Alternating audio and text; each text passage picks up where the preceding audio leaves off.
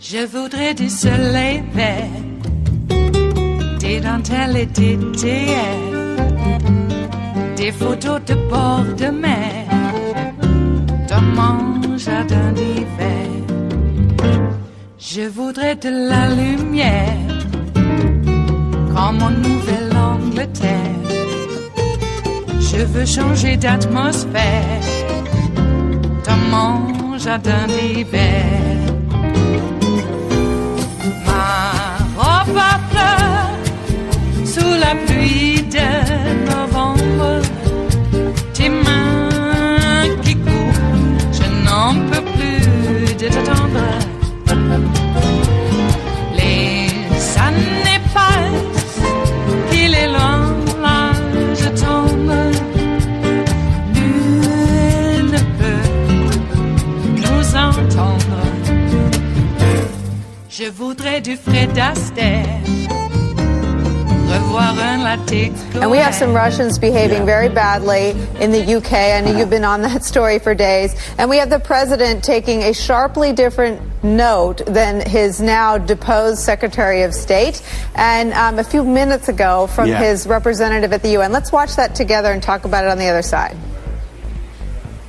The United States believes that Russia is responsible for the attack on 2 people in the United Kingdom using a military-grade nerve agent. This is a defining moment.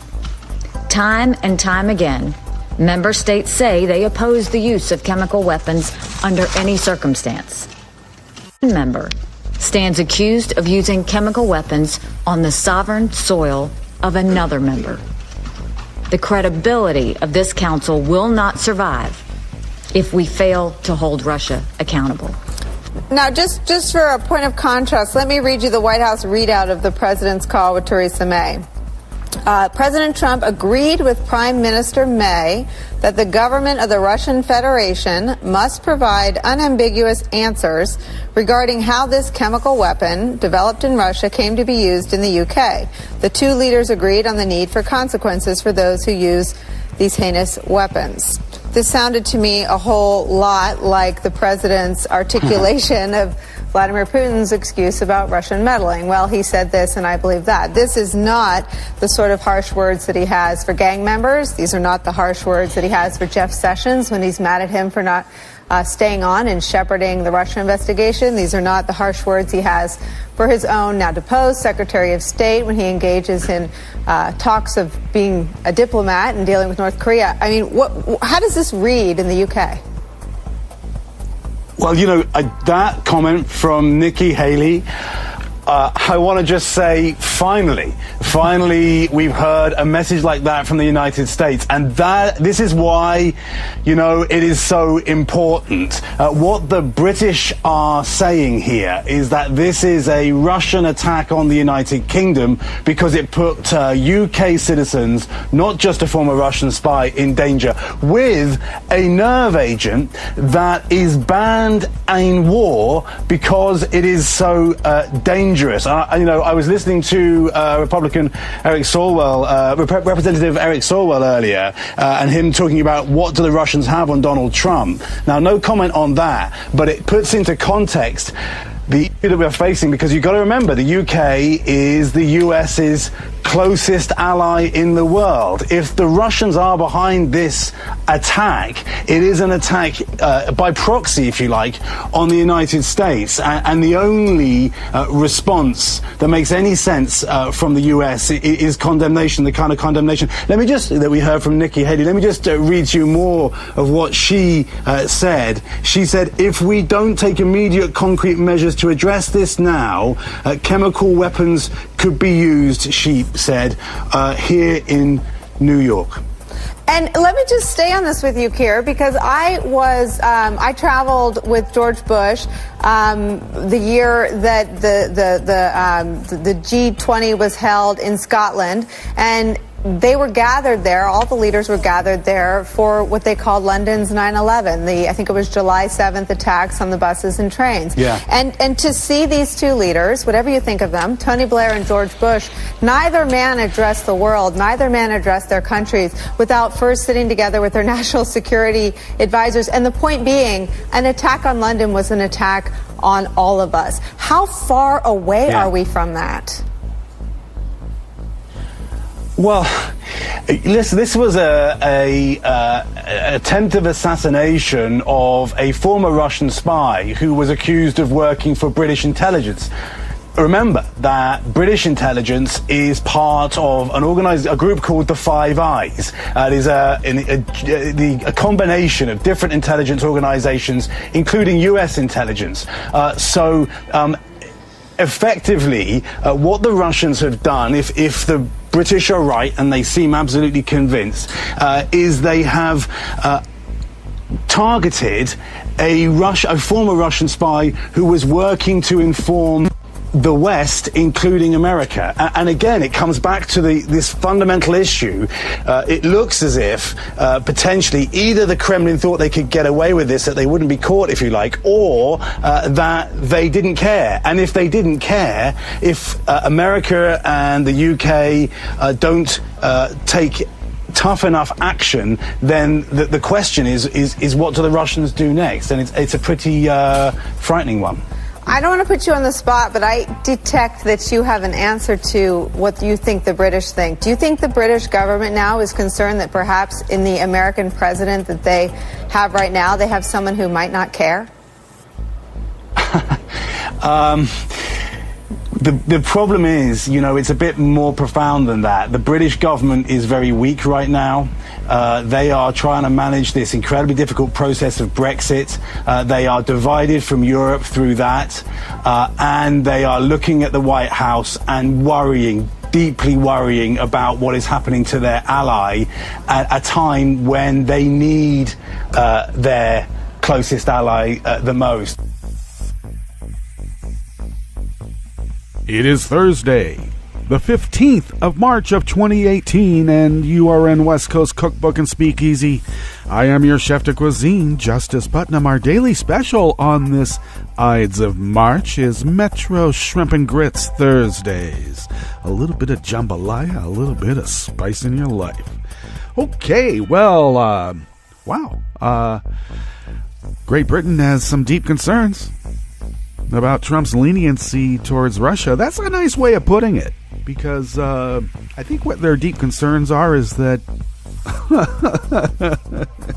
Trump is a Russian asset sitting in the White House. I think that's what it really boils down to. And don't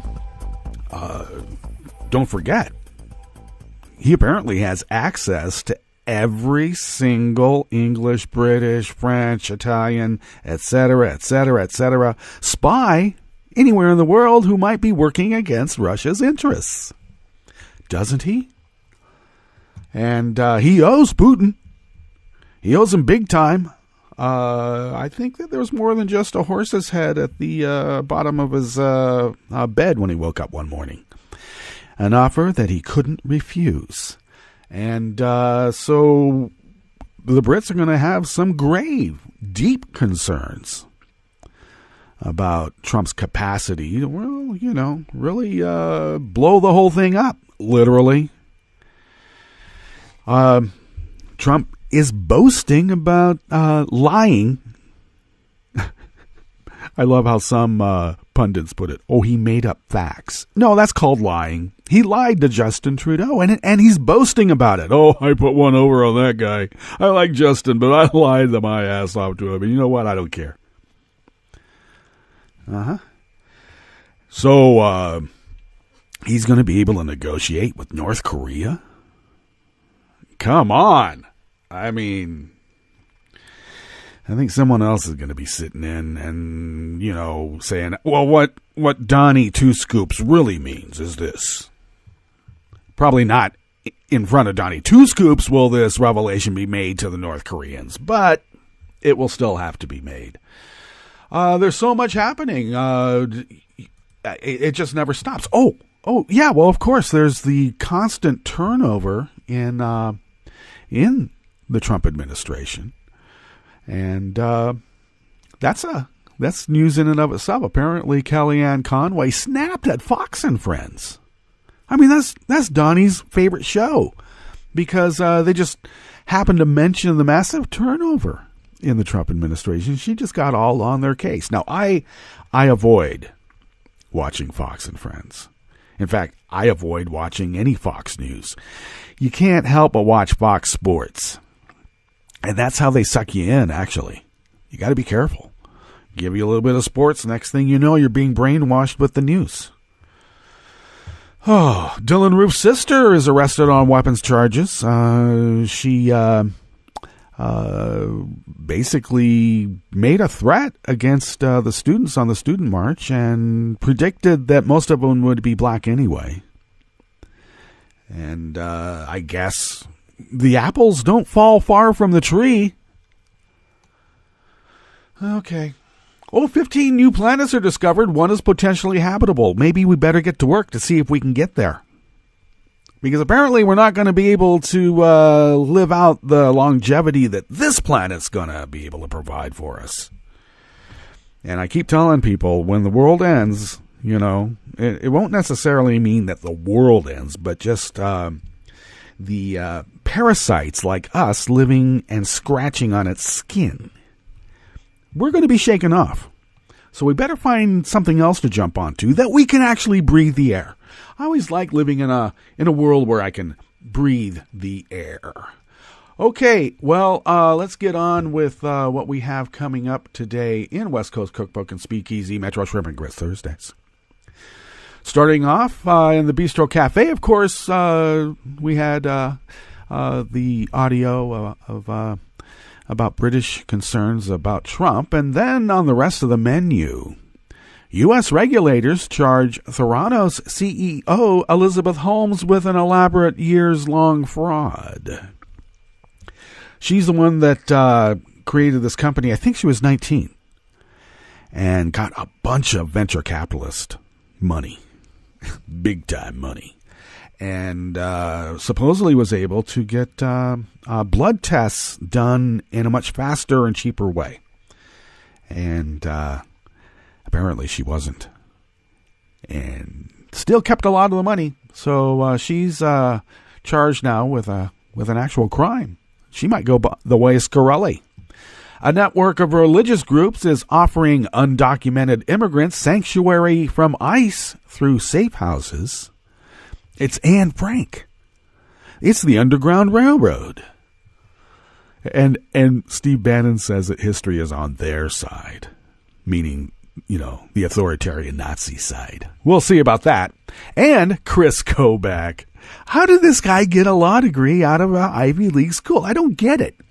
Well, he apparently has plagiarized language from the ACLU when he drafted changes to his federal voting law. Okay. And then after the break, we'll move to the chef's table to examine this extravagant spending by Trump's champagne cabinet. And there is a despicable reason the gun industry has special economic protections in the United States. All that and more on West Coast Cookbook and Speakeasy. Bon appetit.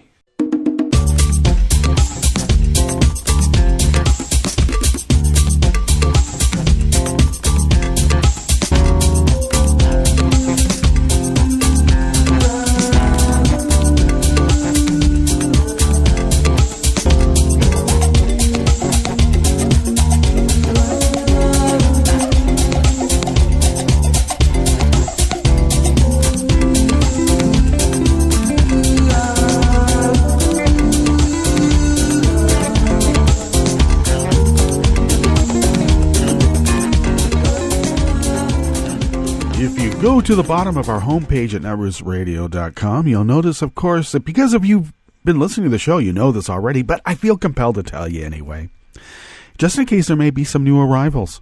At the bottom of our homepage at netrootsradio.com, to the rightish, is the chat room link, and our roaring girl, Kelly Lincoln, monitors that as I say, and it's true, quite diligently throughout the day. So that's one way to get a hold of us. To the leftish of the chat room link down there at the bottom of the homepage are the Contribute Donate buttons. And I should once again mention that we will be migrating those accounts somehow. So I'll let you know how that goes. And thank you for your generosity. We can't, or we are unable to do it by ourselves. And that also means that we can't. And your generosity is instrumental in us paying our bills. So thank you for that generosity. You can join and follow us on Twitter at Netroots Radio, and we're also on Facebook as Netroots Radio. And go ahead and follow me or check me out on Twitter also. I'm on Twitter as Justice Putnam. Wow, I try to make it easy. And I'm also on Facebook, and I post show notes there, and I also post show notes and links on, well, actually, the show notes and links that you'll find on Facebook are also the show notes and links that I post on Daily Kos. And I'm on Daily Kos as Justice Putnam. Always have and always will. Yeah, well, I always figured that if your parents give you a pretentious enough name, why would you make one up? Okay, I'm living the life. Okay, this first article about the Theranos CEO comes out of Agence France Presse, and they never give us the names of their reporters. They're, as I tell you, they're worker bees. I should look up what worker bee is in French. I don't know if I ever looked up that idiom. I'll have to check it out again. Well, U.S. securities regulators yesterday charged the chief executive of the blood testing company Theranos, Elizabeth Holmes, and a former president at the one-time soaring Silicon Valley startup with an elaborate, years-long fraud. Holmes and Theranos have made a deal to settle the case against them. What? She's not going to jail. They always do this. If she'd gone on TV and made like a big show about how arrogant she was, like Scarelli, well, you never know. Okay, so the penalty including her surrendering majority voting control over the company. Oh, darn. And that was according to a statement by the U.S. Securities and Exchange Commission.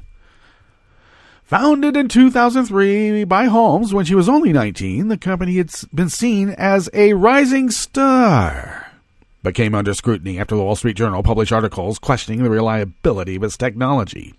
I think Kudlow had her on his show several times. And I don't know. If you're going to have an economics advisor in the Trump administration, you better get one who has been consistently wrong every single time. Theranos, which had touted a new way of testing that uses far less blood and delivers faster results at much lower cost than traditional methods in U.S. labs, has been under civil and criminal investigation over its claims. The SEC charged Holmes and former Theranos president Ramesh Balwani with raising more than $700 million by exaggerating or lying about the business and its technology. Well, wait a second. Every startup does that. I mean, how else are they able to get, $700 million? As a result of Holmes' alleged fraudulent conduct, she is being stripped of control of the company she founded, is returning millions of shares to Theranos, and is barred from serving as an officer or director of a public company for 10 years. Oh, she's in Wall Street jail. No ankle bracelet for her, unless she buys one at Tiffany's, and I bet she does.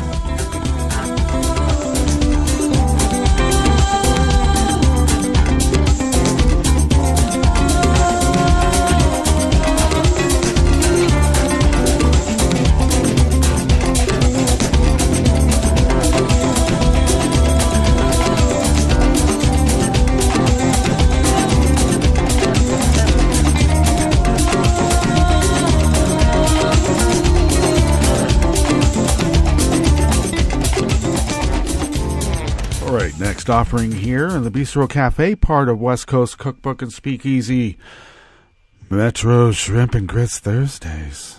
Now, I'll tell you, there's there might be a little bit of sweet with the savory and the fire. Okay, you gotta balance everything out. All right, just letting you know ahead of time.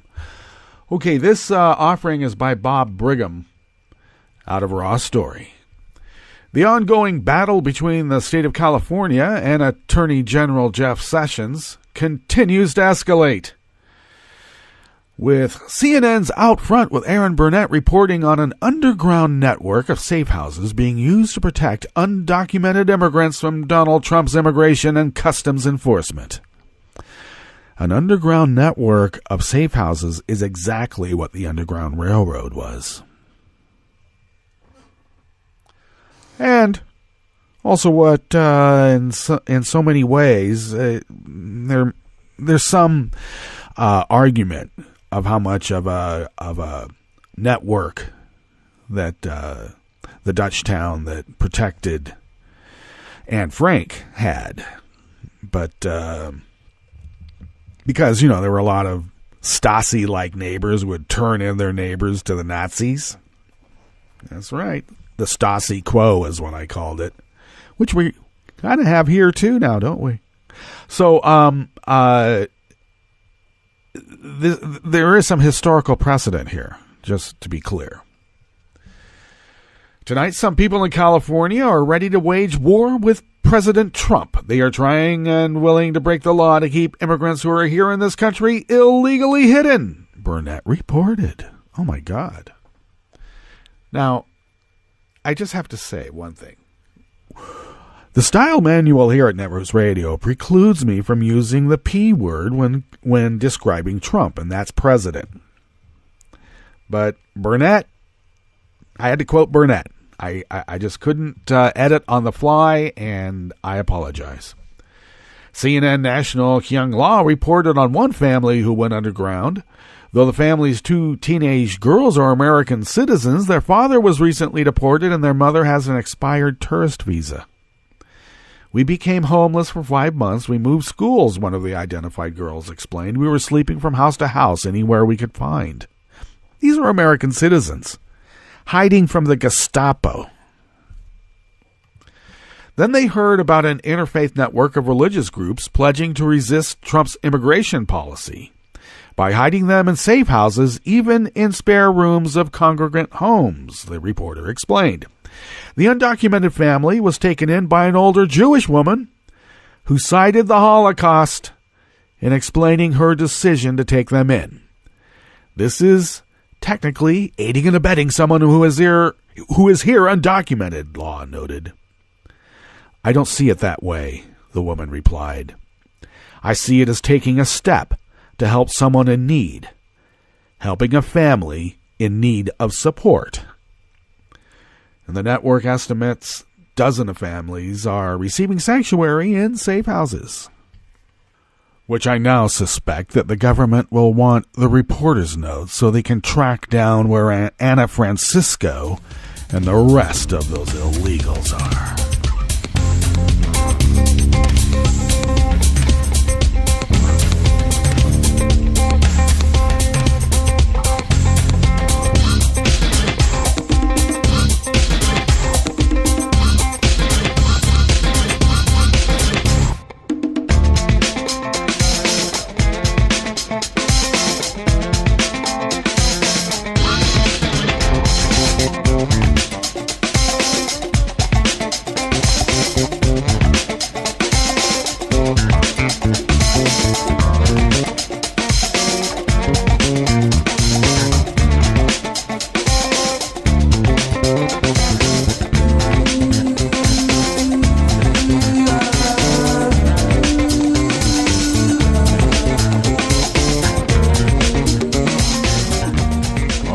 Finishing up here in the Bistro Cafe, part of West Coast Cookbook and Speakeasy, Metro Shrimp and Grist Thursdays, is an article by Kira Lerner, How to Think Progress. In Kris Kobach's drastic plan to change how Americans vote, well, it appears that when he was drafting some changes to the federal voting law that he was mandated by the courts to do, he just lifted what the ACLU had written. Nice guy. Kansas Secretary of State Kris Kobach, Republican, is currently defending a state's documentary proof of citizenship law in federal court, arguing that the law is necessary because of the substantial number of non-citizens registering to vote. But if he doesn't succeed, he has already prepared what he is calling a contingency plan. I told you, rust never sleeps. It's a corrosive agent, and you gotta root it out. You gotta rub every bit of it out. I'm serious, you got to. Otherwise it comes back and this corrosive element corrodes again. The text of the plan is identical to language written by the American Civil Liberties Union, the group that sued Kobach over the law.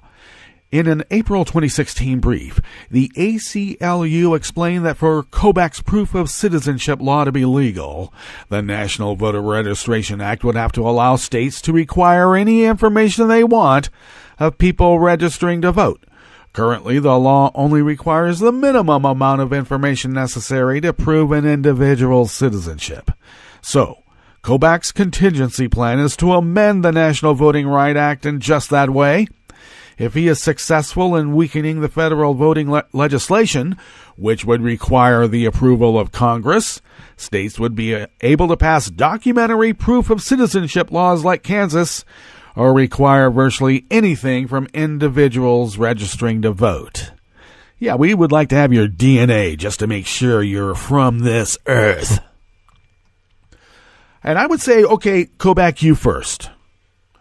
In October 2017, a judge ordered Kobach to release the text of the document he presented to Trump titled Department of Homeland Security Kobach Strategic Plan for First 365 Days, which could be seen in an AP photo of Kobach and Trump taken after the meeting.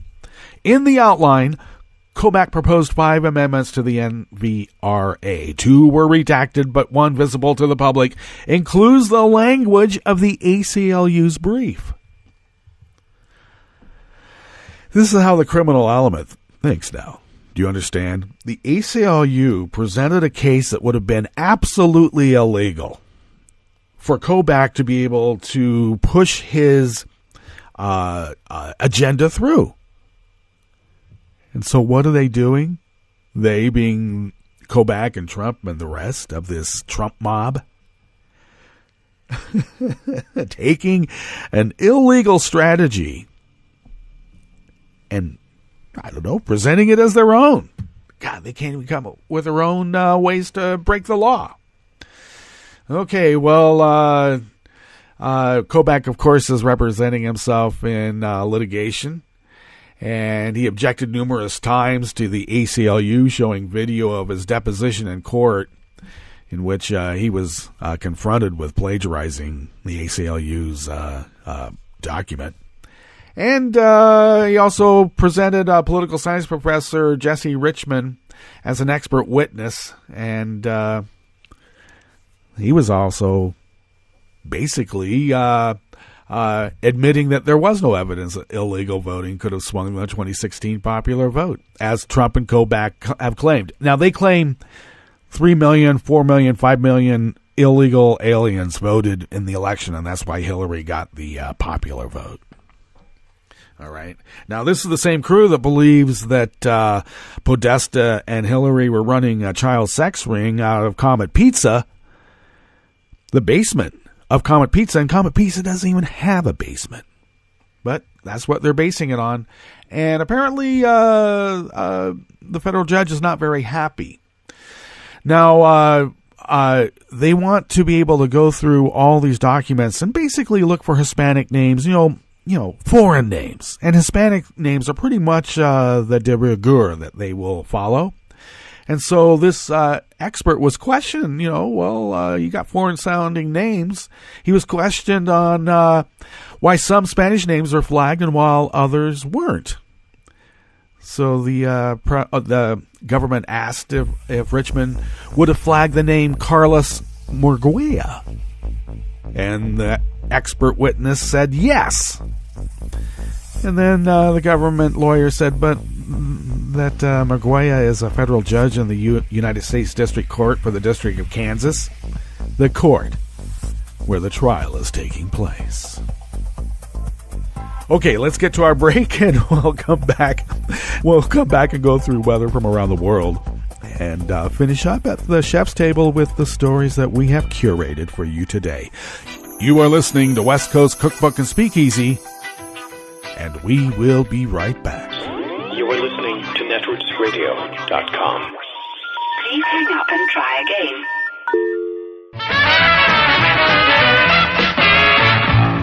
From a point at sea to the circles of your mind, a new force is at work for planetary transformation. New radio for a new Earth.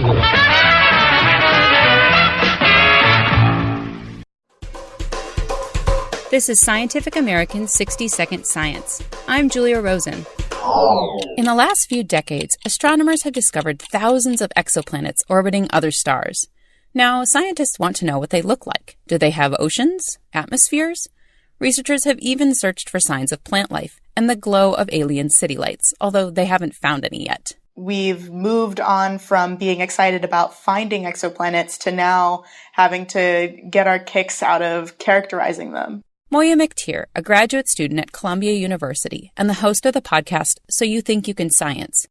Last year, McTeer's advisor challenged her to find something else on exoplanets, evidence of extraterrestrial mountains, because mountains could offer clues about what's going on inside these planets. The way that those form is through the collision of tectonic plates or through lava building up in the same place over millions of years.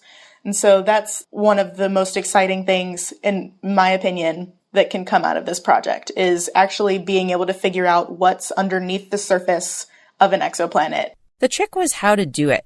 Modern telescopes are powerful, but they can't capture pictures of exoplanets. Instead, a common way astronomers detect them is by watching as they pass in front of their star, blotting out some of the light.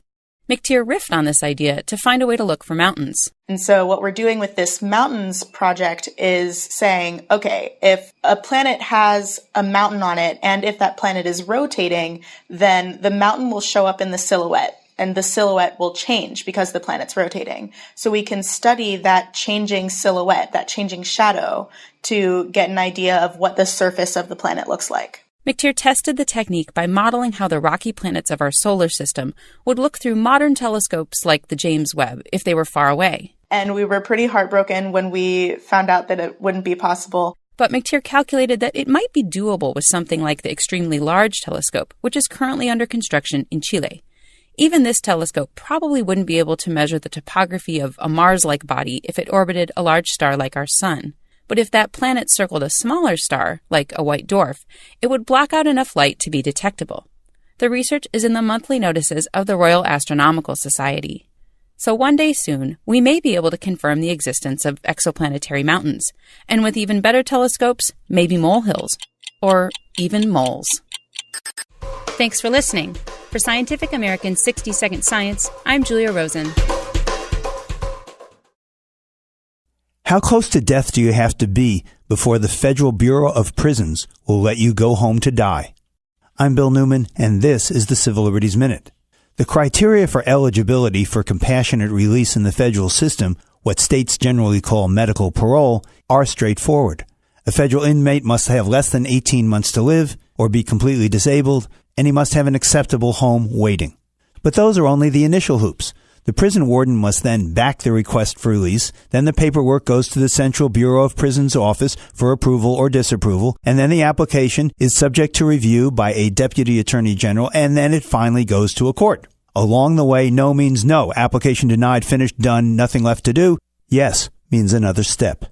As recently reported in the New York Times, between 2013 and 17, the Bureau of Prisons approved only 6% of the applications received for compassionate release. And so, 87-year-old inmates convicted of tax fraud with less than 2 years to serve, unconscious and on a respirator, die in federal prison, shackled to a bed under constant guard. That's how the family gets to say goodbye. A bill is pending in Congress for the petition to go directly to a judge, so maybe at least there could be a decision about compassionate release before the inmate dies. The Civil Liberties Minute is made possible by the ACLU because freedom can't protect itself. This is Solidarity News on Radio Labour. This is a Radio Labor Special Report recorded on Wednesday, March 14th, 2018. I'm C. Marie Ainsborough. The key to increasing employment for both women and men is to build an economy based on the provision of care services. That is the central message of the International Trade Union Confederation. The ITUC is the global body which represents national trade union centers such as the AFL-CIO in the United States and the Ghana Trades Union Congress. The need for a care economy was explained by Annalie Tuvera at a recent conference of the UN's International Labour Organization, the ILO. Ms. Tuvera is the ITUC's gender specialist for the Asia-Pacific region. I know you probably read or heard it many times. The future is female. But what does it mean exactly when working families, particularly women, are facing multiple care responsibilities, when they are penalized for demanding more flexibility or for taking advantage of flexibility options, when they are systematically driven out of their jobs by staggering costs of childcare or difficulties of getting childcare, when childcare costs are rising, and yet childcare providers, which are mostly women, are some of the most lowest paid workers in the world. What are women who are trying to create a better future for their families and children? These are the same people we put our hearts, hopes, and aspirations on as the key builders of the society and the community are supposed to do in these situations. I feel that things don't have to be this difficult. The trade union movement recognizes that it makes a lot of sense to invest in care, and so it organizes its work around the care economy. A research commissioned by the International Trade Union Confederation in 2006, looking at the employment growth potential in the care economy in 7 OECD countries, including Australia and Japan, found both economic and social benefits in investing in care. It will create millions of jobs. It will reduce the persistent gender employment gap. It will contribute to realizing gender equality in human development. And what could be more better than this? The economists from the Women's Budget Group who did a study using an advanced simulation looking at the employment impact of investing equivalent of 2% of GDP into social infrastructure of education, health, and social care services, particularly child care and elderly care, found that if you invest in care, it would actually generate over 21 million of jobs. It would also increase overall employment by around 2.4, if I'm not mistaken, to 6.1, depending on the country. Around 59 to 70% of those directly created jobs will be taken up by women. But beyond this, there are other employment multiplier effects, in particular raising the overall male employment from 1.4 to 4% in different countries. So in short, having the right kind of investment can actually turn the social crisis on care around. Not only it would increase women's employment, but at the same time, it will unlock the economic potential of women who cannot access employment simply because they have to perform unpaid care work for their families, children, and the sick. Well, the solutions don't even need to be so complicated. We urgently need family-friendly work policies to support women in their child-caring and career years. We need support and more support for working families. In order for them to manage, plan their work in everyday life, we need high-quality, affordable childcare and early childhood opportunities. Imagine if you have more women who are actually holding seats, not just at the table, but in leadership, there is no limit on what they can contribute and achieve collectively.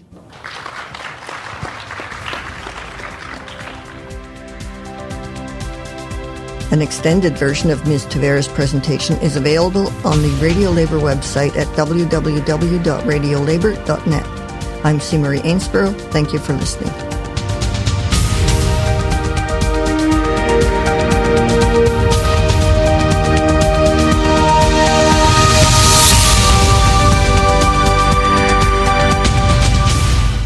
From United Nations headquarters in New York, I'm Luke Vargas with your World in 2 minutes.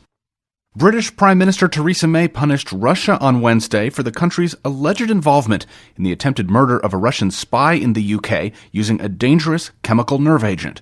May had given Moscow 24 hours to answer to that allegation, but that deadline passed at midnight on Tuesday without an official explanation. It was right to offer Russia the opportunity to provide an explanation, but their response has demonstrated complete disdain for the gravity of these events. May previously gave Russia an out if they admitted the careless management of chemical stockpiles had allowed a nerve agent to fall into nefarious hands. But given no such acknowledgement, May told lawmakers that Russia bore direct responsibility for the assassination attempt on former spy Sergei Skripal. There is no alternative conclusion other than that the Russian state was culpable for the attempted murder of Mr. Skripal and his daughter, and for threatening the lives of other British citizens in Salisbury. Calling Russia's actions an unlawful use of force, May said that 23 Russian diplomats would be expelled from Britain and had 1 week to leave the country. She also said British officials would cancel planned visits to this summer's Russian World Cup, and that an invitation for Russia's foreign minister to visit London had been rescinded. May argued those punishments were strong but fair.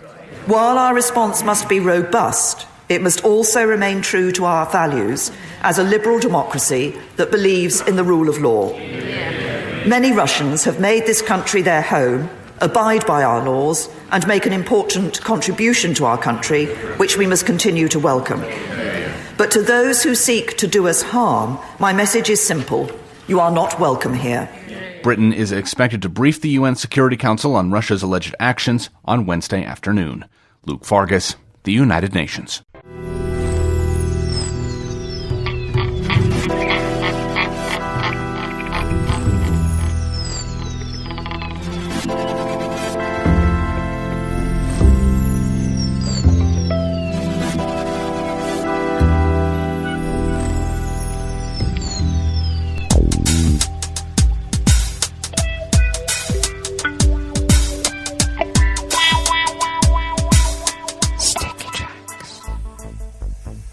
Well, thank you for accompanying us here to the Chef's Table at West Coast Cookbook and Speakeasy Metro Shrimp and Grits Thursdays. We always like to begin here at the Chef's Table with weather from around the world, and we always begin along the banks of the Rogue River Valley of Southern Oregon on the west coast of the continental United States of America, where it is currently, 33 degrees, and we will have a wintry mix today. A bit cooler than yesterday. We were only expected to go to 44. We'll see. Maybe we won't even get there. Maybe we'll get a little bit hotter. Winds are now out of the south at 2 miles per hour. They will be continuing out of the south at 5 to 10 miles throughout the day. And then tonight we'll have rain and snow showers. Oh, I should say wintry mix throughout the day, of course. And then rain and snow showers with a low of around 29 degrees with winds out of the southeast at 5 to 10 miles per hour. Okay, no data on air quality today. Visibility is at 10 miles. And there are I don't have snow right where I'm at, but there is a smattering of snow throughout the ridge lines and well below them. And they say humidity is at 79%, but it's raining right now where I'm at. A very cold rain. Okay, so weather from around the world is brought to you by people's personal weather stations that they purchase, and these people planted these personal weather stations somewhere on their property. And these people live around the world. London is 53 and mostly cloudy. Paris is 56 and mostly cloudy. Rome is 58 and mostly cloudy. Kiev is 37 and just merely cloudy, as well as Kabul, 50 degrees and partly cloudy. Hong Kong, 65 and fair. Tokyo is 62 and mostly cloudy. Sydney, Australia is 72 and mostly cloudy. San Francisco, California is 45 and partly cloudy. But New York is 37 degrees and a very brisk sunny it is. And that is weather from around the world, brought to you by people's personal weather stations that they purchase. These people planted these personal weather stations somewhere on their property. And these people live around the world.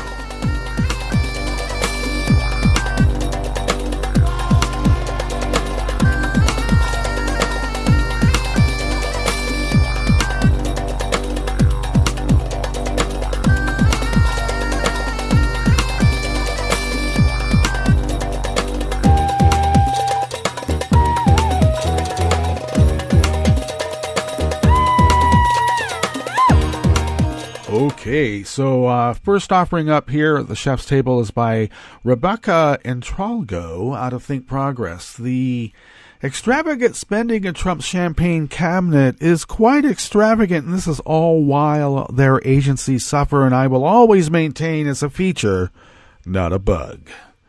Donald Trump ran on the promise that he would drain the swamp in Washington, D.C. What he meant, I keep telling people, I mentioned this when I first heard it. Draining the swamp was getting rid of the mud people, okay? You know, the mud people, the Turner Diaries, the Nazi, white supremacist BS. Why wasn't that obvious to people?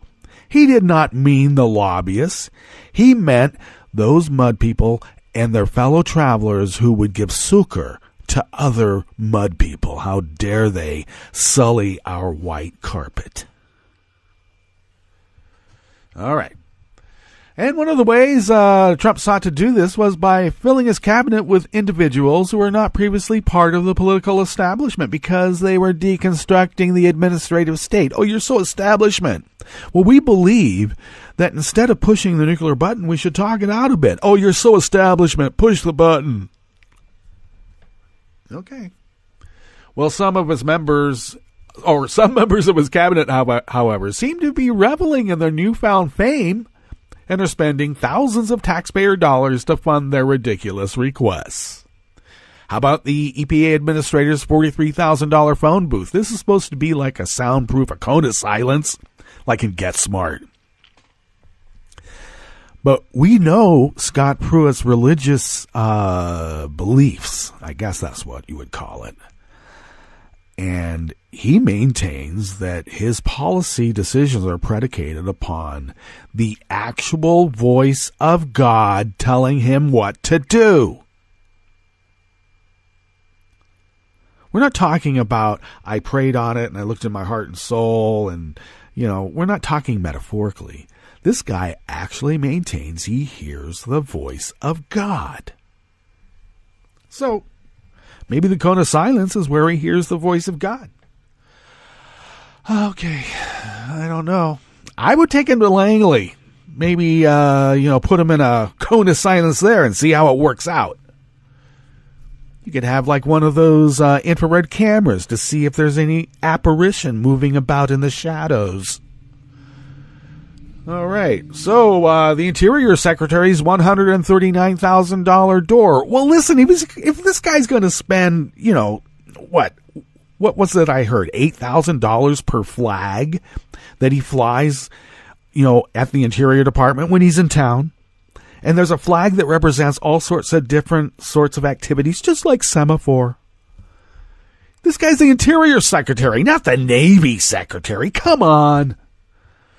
Okay, the $31,000 dining set at the Department of Housing and Urban Development that Ben Carson and his wife said that they had nothing to do with, but now emails show that they had everything to do with it. Okay, well, you got to liven the place up. HUD is kind of institutional. And did you see the dining set and the hutch and everything? It was, I got to tell you, it was, I don't know. It was dark wood, so I can't really call it Ethan Allen. But it was like something you might find in an Ethan Allen, which goes perfect in D.C. I don't know what the problem is. And the jet-setting Treasury Secretary's $800,000 flights. Well, if you're the Treasury Secretary, you're sitting on all this money anyway. Come on. You spend it, it goes right back into the coffers. It's an endless loop. Why else did they make him Treasury Secretary? Well, when you become Treasury Secretary, apparently you get to be a rock star and get a trophy wife from another country, like they always do in the Trump administration. Yeah, from March of 2017 to October, Steve Mnuchin chartered 7 military aircraft flights at a cost of more than $800,000. Okay. Well, if it's more than $800,000 in the way that I do accounting, that's a mill. You round up. Louise Linton, Mnuchin's wife, also had a part in attracting more scrutiny on the secretary's travels. In August, she posted a now-deleted photo on Instagram disembarking on a military jet emblazoned with official government markings. In the post, she added hashtags to denote the expensive designer label she was wearing. Well, everybody's on the walk now. I think it is required that women wear heels whenever they're, around. After the post went viral, many criticized the timing of the trip, suggesting München and Linton requested the plane so they could have an optimal view of the solar eclipse. They got on the top of Fort Knox to look at the eclipse. It's sort of like when we used to go camping as kids. We used to, make fun of everybody because we'd be like sitting down, in the dark, the absolute dark, looking up at the stars. And then suddenly one of us would stand up and the others would ask shockingly, what are you doing? He says, oh, nothing, I'm just getting a closer look. So they got on top of Fort Knox to get a closer look. Because on top of all that cash, you got to do something with it. Well, an investigation by the Treasury Department's Inspector General into München's travel found that his trips were all legal. Well, of course. You bring in the mob lawyers, and they'll find a way to figure it out. They always do. OIG counsel Rich Delmer wrote in a report, I see no violation of the law in these requests and uses. What is of concern is a disconnect between the standard of proof called for and the actual amount of proof provided. They're all legal, though.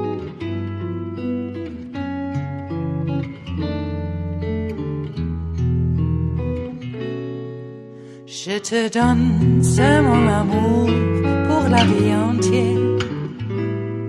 La promesse de me trouver à tes genoux.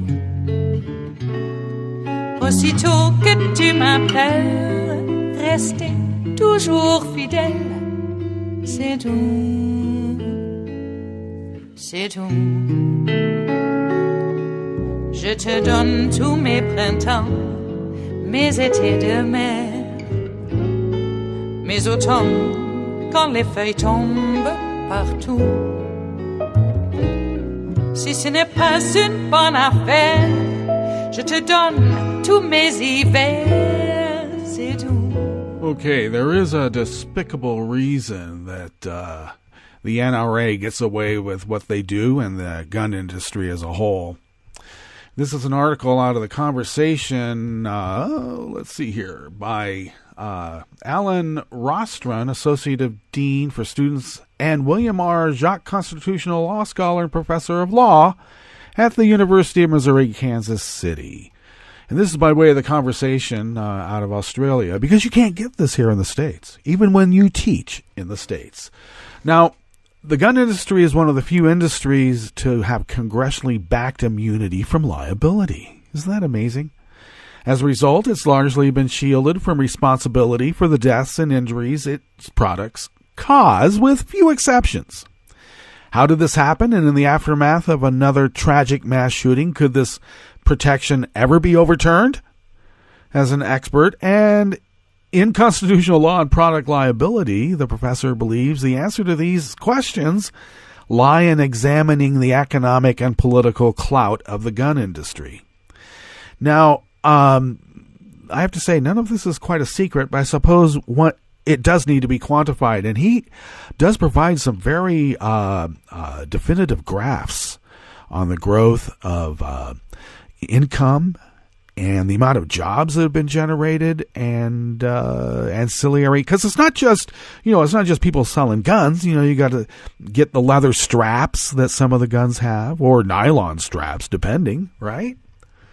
So, but the fact remains is that I keep hearing that a gun is a tool. And as I've complained before, a gun kills things.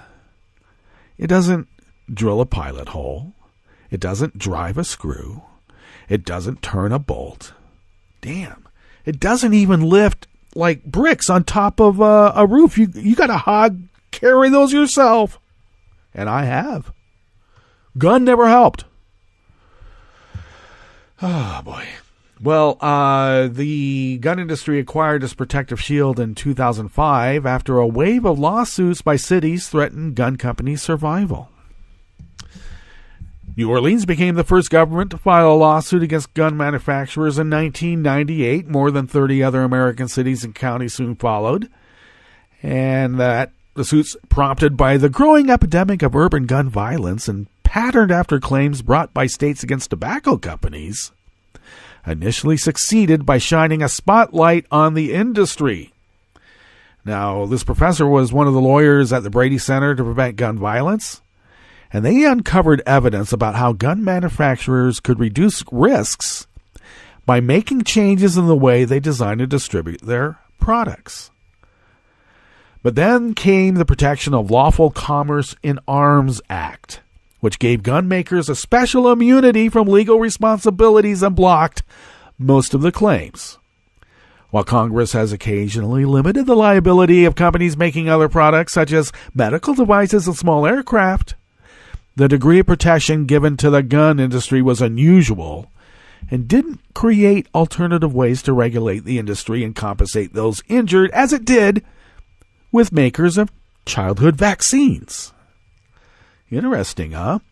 Well, a lot of money got poured in, and their protector was the NRA.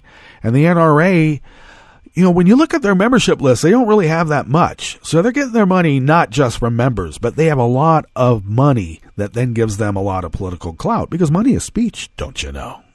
And they do it. Well, the tide may and tables may be turning, and we might have to thank the youth for being enough of a Holden Caulfield to look with a jaundiced eye at the cynical motives of we adults, with our profit motives and our spreadsheets. And, things may be turning around. Maybe there will now be insurance attached. Maybe there will be no military weapons in the hands of civilians. I don't know if we'll get that far. But that does bring us to the end of our broadcast period for the day. But here in West Coast Cookbook and Speakeasy, but not for Netroots Radio. So stay tuned for breaking news throughout the day, because it happens, and we have a lot of live content throughout that will keep you up to date. And we'll visit with you tomorrow in West Coast Cookbook and Speakeasy. Bon appetit.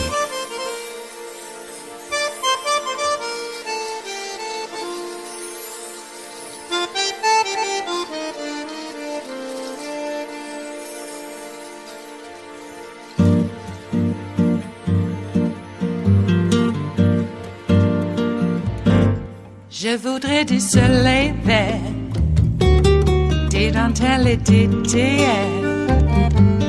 des photos de bord de mer, dans mon jardin d'hiver.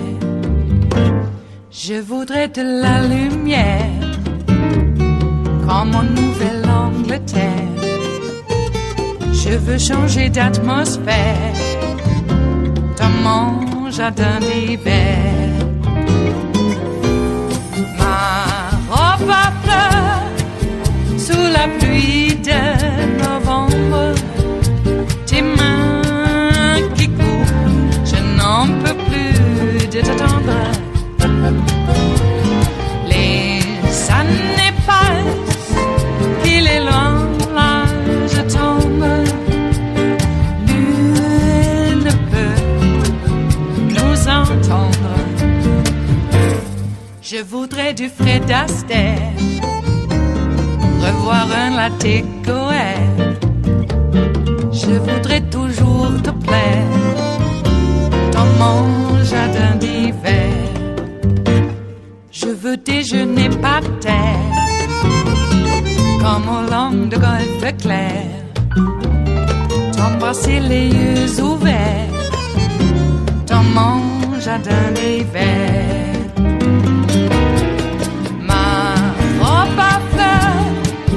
Sous la pluie de novembre, tes mains qui courent, je n'en peux plus de t'attendre. Les années passent, il est loin, là je tombe. Nul ne peut nous entendre. Ba-da-da-dum-di-da-dum. Ba-da-da-dum-di-da-dum. Ba-da-da-dum-dee-da-dum. Dans mon jardin d'hiver. Ba-da-da-dum-dee-da-dum. Ba-da-da-dum-dee-da-dum.